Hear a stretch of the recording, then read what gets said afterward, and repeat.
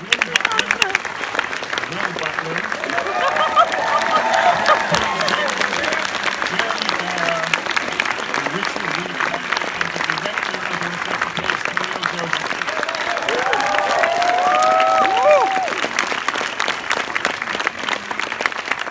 thanks for coming.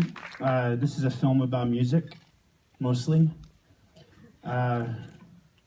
We were really honored to work with Khalil, and I'm sure you'll be hearing a lot from him over the years. So think of this as a first taste of a feature, and yeah, enjoy. Don't you hate it when a guy wears a hat to the movie theater?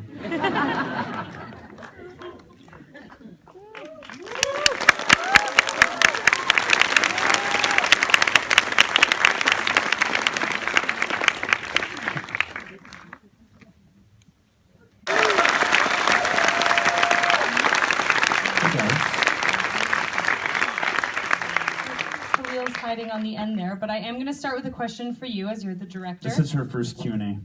That's a lie. It's my third. I was just joking. But I do want to start with Khalil at the end here.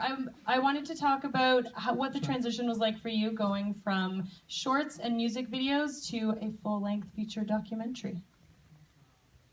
It was different. Could you expand on what the challenges might have been and how it was different? Or even the collaboration process between yourself and the band? Well, typically I've worked with solo artists, so every member of the band obviously has a lot to say, so I had to synthesize all of their ideas. A lot more cuts. And for anyone in the band, at what point did you decide that you wanted to work with Khalil? Was there a particular video that you saw or something specific about any of his work that drew you to him as an artist? It was kind of Jeremy. That man there. Hiding in the audience. Had seen a couple of the videos that he'd done and sent them to the rest of us and said, check this out. This guy does really beautiful video work. Like, we should, if we're going to do anything filmic, let's just see if he's around and see if he'd be into coming down. And he'd never heard our music or anything, which was kind of appealing. So he just kind of showed up. It's from Seattle, they don't get a lot of stuff up there. Not much music. So he just kind of showed up, kind of a bit blind to our band and our process and the whole thing, which we kind of liked because it enabled there to be a totally outside perspective. We're the Nirvana of Canada. And he was like, okay. You're the what of what? Oh, Canada's it's just north of Seattle. North of Seattle. Actually quite close. I'm sure there's a lot of questions in the audience, so I'm going to do my best to get to everyone, including the balcony. Please wave your hands high and also speak loudly, but I will repeat the questions as well. So, you right here in the front, sir.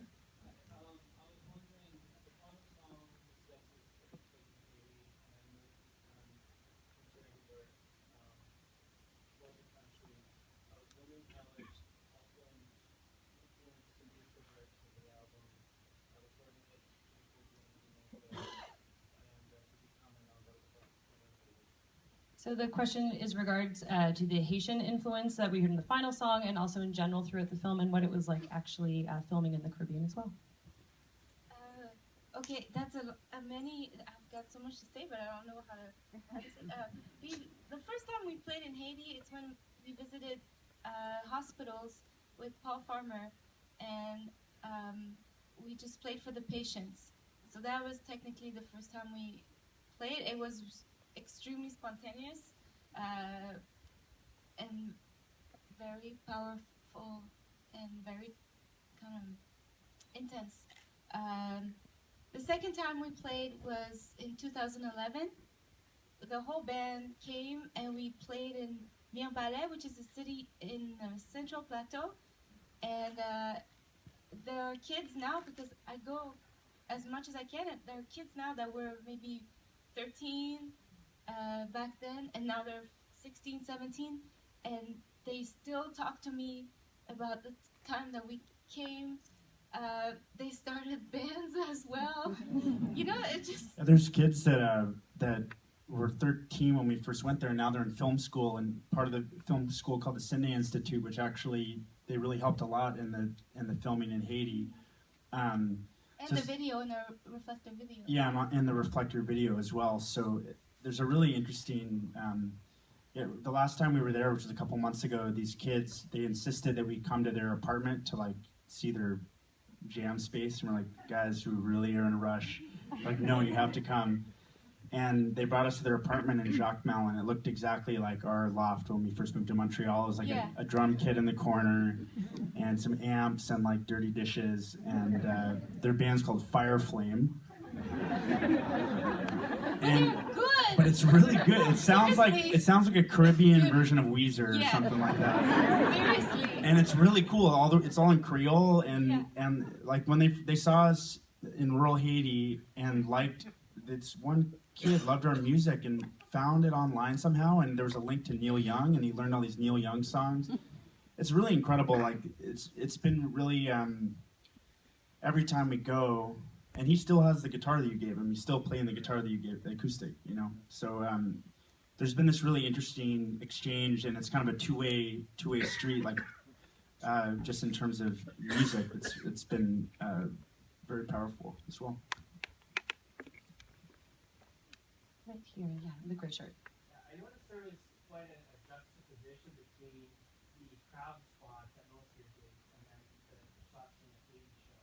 And the members of the crowd in the film anyway seem to be not really into it, I guess, like they were in the other venues. And you're such an energetic band with such a passionate performance. I'm wondering if you could elaborate on what that was like, and if that impacted the show at all, or if that was just part of the show, if things changed. It was just quickly so everyone heard, maybe. Yeah. So the question is about the juxtaposition between the audience reactions, especially in regards to playing in Haiti, and what that was like, and how that might have influenced the shows. Well, the one time we played in Mir Ballet, the first time. Which is earlier than what's in the film. Patients came, doctors came. It was kind of in a space where. We had brought a sound system to Mir Ballet, so there was not even a sound system. Anyway, but when we played in Jacmel, I know, our music has nothing to do with Haitian music, carnival music. It's got some rhythms that you can pick on, but it's not technically the music of Carnaval, and it was during Carnaval, but it's mostly. A way to give, to offer what you have to offer. And I know that, for example, the first time we played Wake Up here, There was a similar response. I swear, it was pretty... Actually, they were like running backwards like this. And I remember because one of our oldest fans in Montreal, who's now a famous writer that I won't mention, and because we had very acoustic music before, and Wake Up was one of the first times we played a song that was electric. It was like the Dylan Goes Electric. Like our original fans in Montreal, the first time they played Wake Up, I remember he was mad at me afterwards. He was like, "Why are you doing this to your music? You've ruined it. I'm never coming to another Arcade Fire show." You know? So it's kind of, and I think that we get, like, myself personally, I get as much from an audience like not getting something as getting it. You know, it's not always I don't know exactly how to explain it, but I mean, it's kind of nice to feel disoriented and like you are strangers in a strange land, because you're showing up on their doorstep during Carnival, which is like the most, everyone there knows what's going on and knows what Carnival means, and we're kind of showing up in the middle of that and being on a bill with a lot of Haitian bands and Haitian artists, while there's like rah-rah bands going around in the crowd and playing music that everybody knows. And so for us, it's like, it's super disorienting, but it's also like quite beautiful to just get to step into that and be like, well, like, you guys have given us a lot, here's what we have to offer, and like, it is kind of great to stand up there and not feel like, not hear everybody singing the words and sort of pumping their fists, which is what happens at a lot of our, big rock shows that we're accustomed to playing. So it's quite sort of humbling and disorienting, and you just feel like you're kind of giving what you've got to give, and whether people get it or not, and some people do, they just respond in their own way, and it's fine, we're different people. But I get, because I'm surprised at how 1 year, was it 2 years ago that we played? Well, that now a lot of people come up to me saying, I was in Jacmel, I was there, and more, maybe it's like a delayed response, because of course it's music, you know, I know that a lot of these people will be like, what is that sound? You know, but it's interesting to share music. So I think we have time for two more. We'll go to the back here, right there. And yeah, you're looking around, it's you. Yeah. Oh, okay. Hi. Having been to Montreal and Toronto shows last year, I think you really did a good job showing the energy, so good for you on that part. We want to know, are you playing a secret show tonight, and can we come? Okay, we only have two questions, so we'll keep these No, we're film not, related. and yes, you can come. So we'll go, were there any in the balcony? No, we'll go right along that line there. Yes, you in the blue shirt. Was it always your intention to make the movie, or did that just kind of happen through documenting the record? So the question was about the intentionality of the documentary, or maybe you can speak to when the genesis of the idea came to be. It started more as a collaboration with Khalil because we were fans of his work, and he came out to Montreal. I mean, it was what, 4 months before the record was done. We were still mixing, and it kind of grew. Just kind of started a dialogue and sort of a back and forth that. I think once we decided we were going to go play in Haiti, and it became more of the concept of a film, that there would be enough material for it to be more of a film. But it was definitely a dialogue, I would say. And we'd sort of been filming ourselves and kind of having our sound engineers film us as we were making the record, just for fun, because we like to do stuff like that, and kind of making like weird little sci-fi skits and just like messing around. And one of the first things that happened when Khalil came up was he kind of delved into our archives of weird footage and started making all sorts of really interesting, beautiful montage-y edits and kind of video collage out of stuff that we just haphazardly filmed, which I think pointed towards what is now the aesthetic of the film, and we all really responded to him wanting to just get super impressionistic and montage-y with stuff that already existed, footage of our lives as a band. Okay, I think we'll do one more. Green shirt in the middle there. What was it like working with James Murphy? Working with James Murphy, we had been friends for a long time. We did a tour with LCD Sound System on Neon Bible, which is our second record.